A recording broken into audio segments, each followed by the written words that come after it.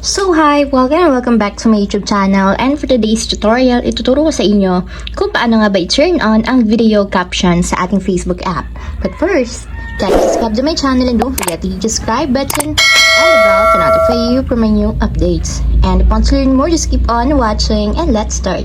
So ayan guys, for today's video, i-open lang natin ang ating Facebook app or yung ating Facebook application. And then pagka-open guys, pumunta lang tayo sa videos dito sa Facebook. And dito kung gusto nyong i-turn on yung captions about video na lalabas dito sa ating Facebook, ang gagawin nyo lang guys is i-tap nyo lang yung three horizontal dots na dito sa my lower right side. So tap nyo lang. And then after nyo guys, hanapin nyo lang dito yung captions. So tatap nyo lang yung captions. And after nyan, may magpa-pop up na option. So kung makikita nyo, yung show captions is merong switch button sa right side nya. So ang gagawin lang natin para ma-enable or ma-turn on, tap nyo lang yung switch button katulad nito.